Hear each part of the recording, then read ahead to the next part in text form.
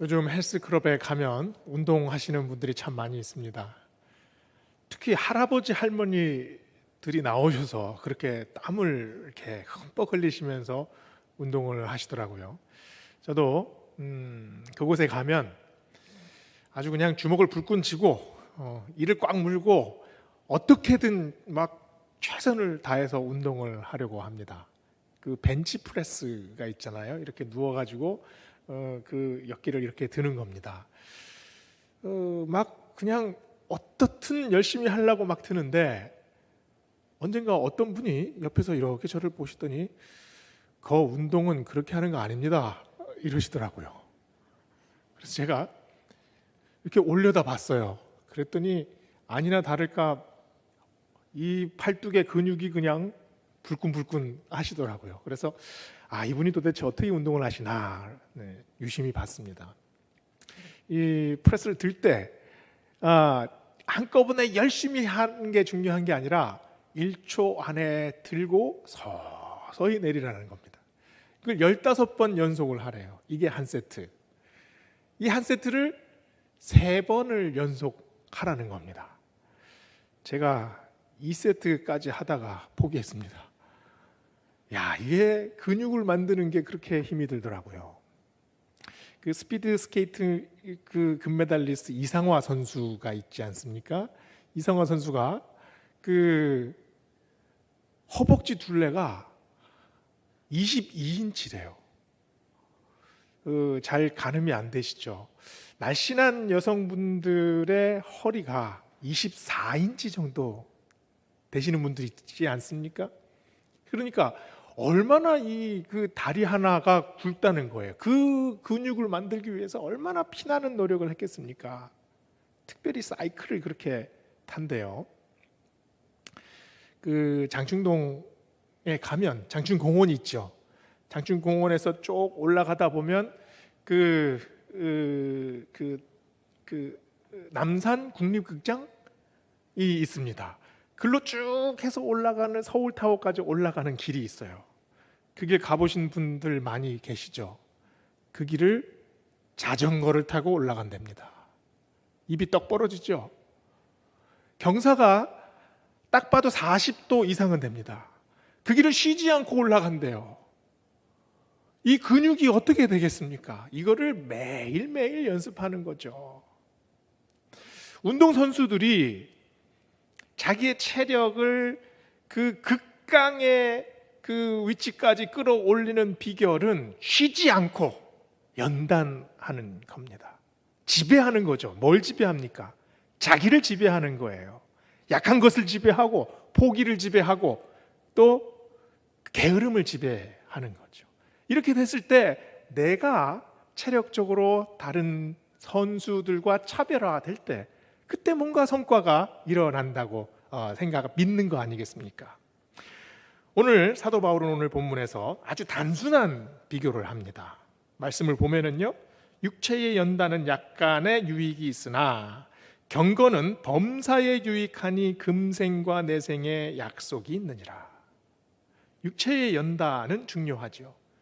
건강과 직결되기 때문입니다. 그래서 우리가 육체의 단련을 하기 위해서 아주 최선의 노력을 해요. 육체를 이렇게 단련하기 위해서 노력하는 것을 생각을 해서 우리는 경건도 그러하리라고 생각을 합니다. 그래서 경건에 이르기 위해서 노력하는 것이 마땅하다고 생각을 하죠. 내가 이 경건을 내가 유지해야겠다. 어떻게 하든 이 경건에 이르러야겠다. 그리고 다른 사람들이 보기에 내가 자세가 흐트러지지 않고 항상 긴장하고 있어야겠다. 이렇게 생각을 합니다. 그런데 가만히 보세요. 이게 바리새인들이 이렇게 경건에 접근했습니다. 바리새인들이 시장에 나설 때 아주 하얀 가운을 멋지게 다려입고 나갑니다. 시장에 사람들이 왔다 갔다 하죠. 그런데 이 사람들은 천천히 걸어가요. 그리고 성문 앞에 도달해서는 사람들이 왔다 갔다 하는 앞에서 손을 이렇게 펴고 중얼중얼 하면서 기도를 외웁니다. 경건이 겉으로 드러나야 된다고 믿는 것이요.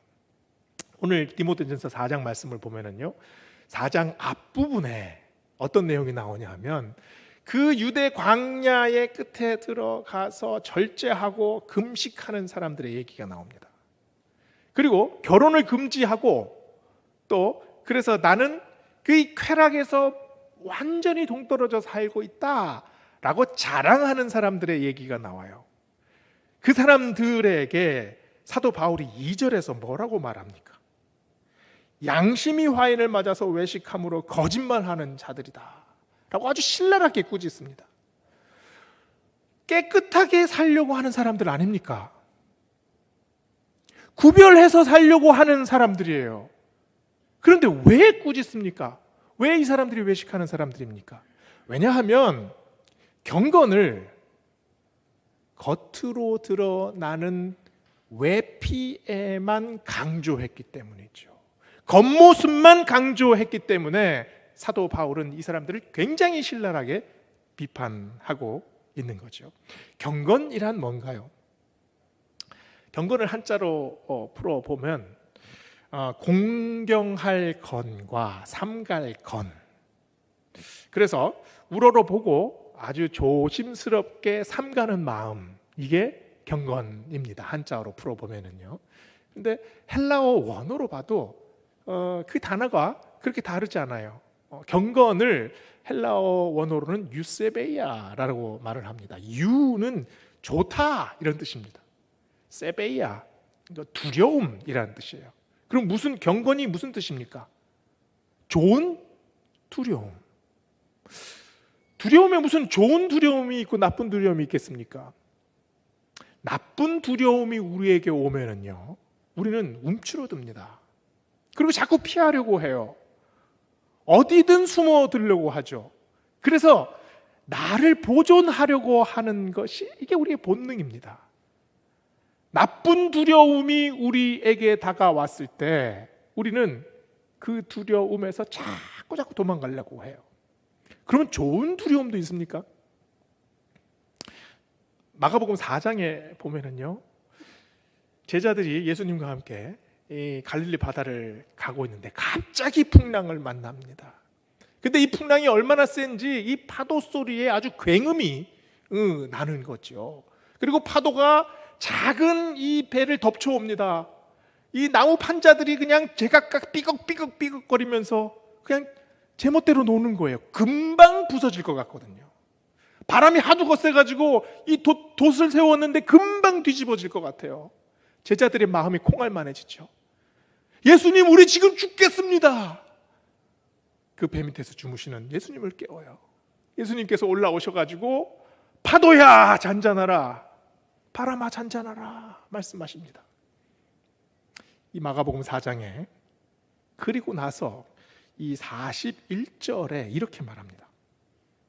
제자들이 심히 두려워하여 서로 말하되 그가 누구이기에 바람과 바다도 순종하는가 하였더라.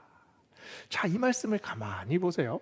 이 마가복음 4장에서는 지금 의도적으로 두 가지 두려움을 보여주고 있습니다. 한 가지 두려움은 파도의 두려움입니다. 거센 바람의 두려움이에요. 배가 뒤집어질 것 같은 두려움이죠. 이 두려움은 공포입니다. 내 생명을 위협하는 두려움이거든요. 그런데 이런 생명을 위협하는 이 공포보다 더 두려운 것, 지금 예수님을 보고 두렵다라고 얘기를 하고 있습니다. 이건 어떤 두려움인가요? 예수님이 공포입니까? 예수님의 이 모습을 보고 놀라지요. 그런데 놀라는 것에서 그치는 것이 아니라 여기서 존경의 마음이 생깁니다. 예수님을 향한 두려움은 나의 존재를 위협하는 두려움이 아니라 나를 지키시는 그 놀라운 은혜에 대한 그런 전율입니다. 완전히 다른 두려움이지요. 제자들이 폭풍이 끝나고 나서 마음이 아주 평온해졌습니까? 더 가슴이 뛰었습니다. 더 놀랬지요.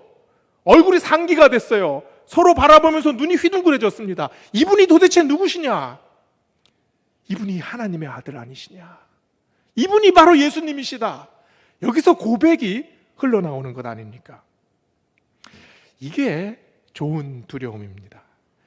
하나님을 진정으로 우리가 만났을 때 우리 안에 이 유세베야 좋은 두려움이 우리 안에서 퍼져나가죠. 그 두려움은 나의 존재를 위협하는 두려움이 아니라 오히려 나를 지키시는 놀라운 능력에 대한 고백이죠. 떨립니다. 그런데 그 떨림은 무서워서 떠는 게 아니라 감격하는 전율이지요. 그래서 경건은 우리가 예배당에 와서 엄숙하게 예배를 드리죠. 근데 여기서 그치지 않습니다. 우리의 삶 속으로 들어가요. 우리 삶에서 일어나는 모든 일들 안에서 예배의 감각을 동시에 느끼는 거죠.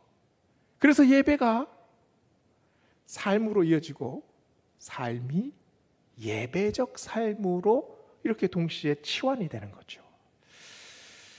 아프리카 사바나에서 치타 3마리가 토끼 1마리를 막 추격하는 그 영상을 제가 본 적이 있습니다. 치타가 얼마나 빠릅니까?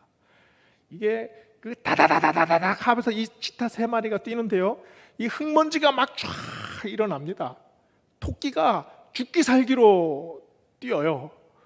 이 3마리가 번갈아 가면서 추격을 하는데요, 이 치타가 가까이 와가지고 막 입을 벌리고 이 토끼 뒷다리를 확 물라고 하는 그 아슬아슬한 찰나에 갑자기 토끼가 방향을 확 전환해요.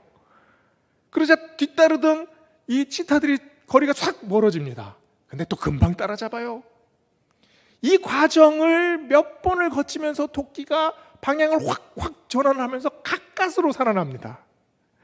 제가 그 장면을 보면서 제가 마음이 막 조였어요. 제가 누구에게 감정이입이 됐을까요? 토끼에게. 얼마나 숨이 찰까? 얼마나 심장이 막 터질 것 같을까? 달려가면서 발이 한 번만 꼬여도 바로 죽음입니다. 우리가 살아가는 인생이 바로 이 토끼 같지 않습니까? 우리가 어떻게든 죽기 살기로 뛰어갑니다. 우리 뒤에서 따라오는 치타들이 있어요. 은행 이자 치타, 병원 입원 치타, 승진 압박 치타, 자녀 걱정 치타, 이런 치타들이 끊임없이 우리를 잡아먹으려고 쫓아오지 않습니까? 경건을 다시 한번 생각해 보세요. 경건은 우리의 의무입니까? 경건이라는 것이 어떤 영적인 수준에 도달해야 하는 어떤 지점인가요? 우리가 사는 세상은 요동치는 세상입니다. 양육강식의 세상이라는 거죠. 그래서 내 몸 하나 건사하기도 너무나 힘든 세상입니다. 그런데 이 세상에 우리가 그냥 버려져 있지 않습니다. 치타가 정말 이빨을 드러내고 발톱을 드러내고 쫓아왔을 때 그때 아슬아슬한 찰나에서 우리를 건져주시는 분이 계세요. 그 쫓아오는 치타들을 물리쳐 주시는 분이 계십니다. 경건은 휘몰아치는 파도 속에서 우리에게 들려주시는 하나님의 음성입니다. 경건은 그 음성을 듣고 반응하는 우리의 고백이에요. 깜깜한 세상, 장담하지 못하는 세상, 도무지 어떻게 될지 알지 못하는 세상, 당장이라도 잡아먹힐 것 같은 세상을 우리는 살아갑니다. 그런데 그 세상 위에 하나님께서 빛을 비춰주세요. 이게 경건입니다. 경건은 우리가 도달하는 것뿐만 아니라 하나님께서 우리 삶 속에 부어주시는 은혜인 거지요. 말라기 4장 2절은요, 경건을 경외라는 말로 새롭게 표현합니다. 하나님의 이름을 경외하는 자에게는 의로운 태양이 떠올라서 치료의 빛을 비춰주리라. 우리 삶이 깜깜하게 아무리 아무것도 보이지 않아도 그 안에 하나님께서 비춰주시는 은혜의 빛이 있습니다. 우리의 삶이 요동치고 거꾸러지고 완전히 뒤집어 보져도 우리를 붙들어 주시는 하나님의 은혜의 광선이 있습니다. 세상 속에서 나를 위한 사람이 한 사람도 없어도 완전히 내버려진 것 같아도 그때 오로지 내 편이 되어주시는 하나님의 은혜가 우리 안에 있습니다. 경건은 내가 열심히 노력해서 도달해야 하는 지점이기보다는 하나님과의 관계입니다. 하나님께서 나를 이렇게 보고 계시고 하나님께서 나와 함께 하신다는 우리의 고백, 나의 확신, 이것이 경건 속에서 그냥 피어나는 거죠. 그래서 경건은 하나님 앞으로 나아가는 마음입니다. 그런데 하나님이 두려운 하나님이시라는 걸 알아요. 그런데 그 두려운 마음에 공포가 아니죠. 두려운 마음만 있는 거 아니잖아요. 의지하는 마음이 있습니다. 하나님을 의지하는 거죠. 그래서 간절한 마음이 생깁니다. 그래서 기대하는 믿음이 생기죠. 그래서 간구합니다. 또 감격하지요. 그래서 기뻐할 수 있게 됩니다. 이게 경건의 비밀 아닙니까? 그러면 경건은 하나님을 경외하는 마음만 가지면 되겠습니까? 오늘 말씀 7절에 이렇게 말씀하죠. 망령되고 허탄한 신화를 버리고 경건에 이르도록 너의 자신을 연단하라. 이 연단하라라는 단어는 그나조라는 단어입니다. 이 그나조라는 단어에서 이 어원에서 그 짐이라는 말이 나왔잖아요. 그 영어에 보면 그 헬스 클럽 또는 체육관 이런 거를 뭐라고 합니까? 짐이라고 하잖아요. 근데 독일에서는요, 이 짐나조라는 이 단어에서 나온 김나지움이라는 것이 있습니다. 근데 이게 체육관이 아니에요. 학교입니다. 김나지움이 왜 체육관이 되었을까? 학교가 되었을까요? 육체를 단련하는 것과 지성을 단련하는 것이 결합이 된다는 거죠. 서로 다른 영역에 있는 것 같지만 이것들이 하나로 연결이 됩니다. 글을 쓰는 것. 그런데 몸을 쓰는 일이 같이 어우러져요. 글을 읽지요. 그런데 내 몸이 어디가 강한지, 내 몸이 어디가 약한지, 내 몸을 읽는 일이 여기에 같이 결합이 됩니다. 셈을 하지요. 그런데 게임을 하는 것과 이 같이 놀이를 하는 것이 이 학교에서 같이 이어지지 않습니까? 체력을 단련하는 것과 지성을 단련하는 것이 구분이 되지 않고 함께 어우러지는 것. 그게 바로 짐나지움 아닙니까? 그나조 유세베이야. 경건을 연단하라. 경건을 연습하라. 이게 무슨 의미입니까? 행동과 영성을 결합시켜라. 신앙과 삶을 하나로 만들어라. 바로 이 의미 아니겠습니까? 경건은 우리의 행동만 집중하는 것이 경건이 아닙니다. 경건은 우리의 생각만 올바로 되는 것이 경건이 아닙니다. 이 두 가지가 같이 합쳐져야 되죠.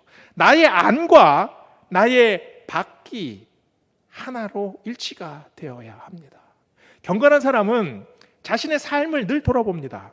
조심하지요. 그래서 쾌락에서 멀리하고 게으름을 경계합니다. 그리고 살아가면서 나의 주변에서 믿음이 약한 사람들이 나의 행동을 통해서 시험에 빠질까 봐 늘 조심해요. 왜 그렇습니까? 하나님을 두려워하는 마음이, 하나님이 지금도 나를 보고 계신다는 그 사실을, 그 유세베이아가 하나님에 대한 두려움이 내 삶 속으로 그나조 되는 겁니다. 연단되어지는 거죠. 그래서 내 삶이 예배적 삶이 되는 거죠. 삶이 예배를 드리는 것과 유사하게 됩니다. 예배를 드릴 때 나의 삶과 이어집니다. 신앙 생활이 생활신앙으로 이어지게 되는 거죠. 그런데 한번 생각해 보세요. 우리가 항상 경건에 집중하며 살게 됩니까? 우리의 하루를 한번 쭉 돌아보십시오.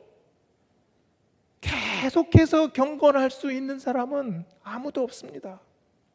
심리학자들이요, 하루를 살아갈 때 사람들이 2만 가지 생각을 한다고 합니다.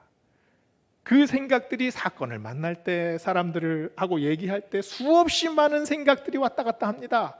그 생각들의 대부분이 뭘까요? 염려하는 거죠. 걱정합니다. 한숨 쉬죠. 망령되고 허탄한 신화, 그것들이 우리의 삶 속으로 계속 왔다 갔다 한다는 거예요. 엔겔지수라는 것이 있죠. 엔겔지수가 뭡니까? 나의 소득과 비교해서 내가 먹는 것에 쓰는 돈이 얼마가 되느냐. 엔겔지수가 50%라면 100만 원을 벌 때 50만 원을 식비로 쓰는 겁니다. 엔겔지수가 100%다. 버는 족족 쓰는 거죠. 다른 데 쓸 여력이 없는 거예요. 아주 1차원적인 욕구에만 집중하는 거죠. 삶에 엔겔지수가 있다면 우리의 영적인 영역에 영적 엔겔지수가 있을 거예요. 그걸 경건지수라고 할 수가 있겠죠. 이 엔겔지수를 자꾸 낮춰야 합니다. 영적인 엔겔지수가 낮춰진다는 게 뭘까요? 단순히 우리의 육신의 요구에만 빨려들지 않는다는 거예요. 쾌락에 한번 빠져들기 시작하면 그 쾌락에서 빠져나올 수가 없습니다. 왜냐하면 더 큰 쾌락을 원하기 때문이죠. 쾌락을 추구하는 사람은 그래서 쾌락에 잡아먹히고 맙니다. 탐욕에 빠진 사람은 탐욕에 잠길 수밖에 없어요. 그것이 인생의 목표가 되기 때문이죠. 우리 삶 속에서 내 인생에서 생산적인 일이 있는데 분명히 여기에 집중하지 못하고 쓸데없는 일에 탐닉하는 경우가 얼마나 많이 있습니까? 허탄하고 망령된 신화, 게으름의 신화, 중독의 신화, 우리 마음을 어지럽게 하는 것이 얼마나 많은지 몰라요. 이 경건을 연습하는 일이 바로 이 영적 엔겔지수를 낮추는 연습이죠. 연탄길이라는 소설을 쓴 이철환 작가라는 분을 아실 겁니다. 이분이 자라면서 굉장히 힘들게 자랐대요. 집이 굉장히 가난해서. 그래가지고 젊었을 때 내가 이 글 쓰는 걸로 내 인생을 걸어보겠다. 소설 하나로 내가 인생을 역전시켜 보리라. 세상을 놀래키리라. 내가 이것을 통해서 완전히 내가 다른 사람이 되어 보겠다 다짐했대요. 밤낮 가리지 않고 글을 썼답니다. 몇 날 며칠 잠을 자지 않고 최선의 노력을 다합니다. 그래서 소설 한 권이 나왔는데 이게 흥행에 성공합니다. 많은 돈을 벌었어요. 그런데 그러고 나서 갑자기 타오르던 열정이 완전히 식어버립니다. 그리고 설상가상으로 이명이라는 병을 얻었어요. 이 이명이요, 안 겪어본 사람은 그 고통을 전혀 모른답니다. 처음에는 귀뚜라미 소리 같은 소리처럼 시작되다가 1년이 지나니까 이제는 그 쇠파이프를 자르는 띵 하는 소리가 24시간 계속 들린다는 거예요. 너무너무 괴로웠습니다. 근데 아내의 간청에 못 이겨 교회에 한번 나갔는데 여기서 이분이 말씀으로 변화되어집니다. 그리고 예배의 자리를 갈망해요. 완전히 달라지는 거죠. 그런데 예배당 안에 와서 설교를 듣자니 이게 이명을 앓고 있어가지고 이게 소리가 너무 왕왕거려서 귀가 찢어질 것 같다는 거예요. 그래서 예배당 바깥에 화장실에 앉아가지고 들어봤더니 도저히 소리가 작아서 들을 수가 없답니다. 어떻게 합니까? 할 수 없어서 교회 밖으로 나가서 교회 2층으로 이어진 이 철제로 된 계단이 있었대요. 그 길로 쭉 올라가서 2층 창문에서 이 예배당에 들리는 소리를 그 귀를 대고 쭈그리고 앉아서 거기서 예배를 드렸대요. 아내는 예배당 안에서 보니까 창문에 어른어른 그림자가 보입니다.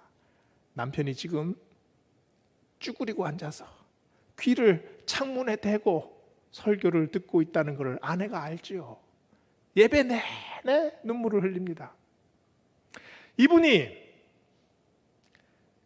경건한 자입니까? 아니면 불경건한 자입니까?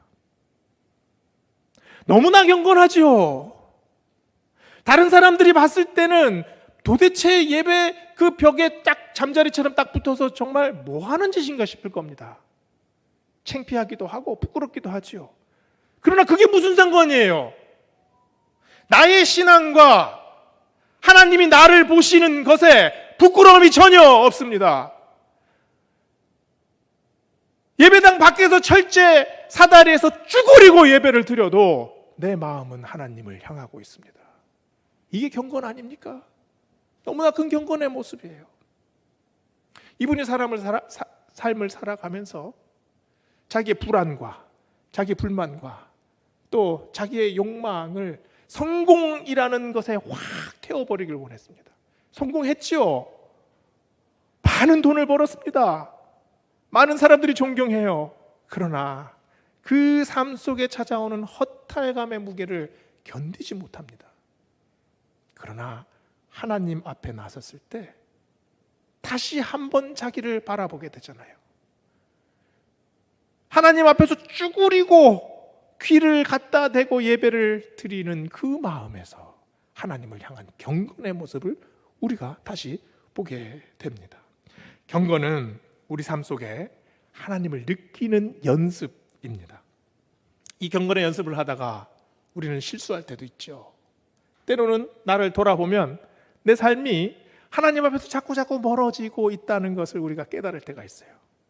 그때 다시 돌아가는 것, 다시 연습하는 것, 다시 하나님 얼굴을 마주하는 것, 그것이 경건입니다. 다시 말씀의 아령을 드는 것, 다시 기도의 사이클에 올라타는 것, 다시 헌신의 역기를 드는 것. 힘들죠? 하루만 열심히 하는 건 아닙니다. 경건은 평생을 두고 해야 하는 우리의 과업이에요. 그래서 우리가 힘들어 또 좌절하고 하나님 앞에서 멀어질 때 다시 돌아가고 다시 말씀 보고 다시 찬양하고 다시 기도의 자리에 앉는 것, 그것이 경건을 연습하는 길입니다. 그것이 우리 안에 거룩함의 회복, 다시 거룩함이 우리 삶 속에 순환되게 하는 거죠. 오늘 이 아침에 그 경건을 회복하고 또 경건을 연습하고 또 연단하는 우리 모든 베델의 성도들 되시기를 축원합니다. 기도하시겠습니다.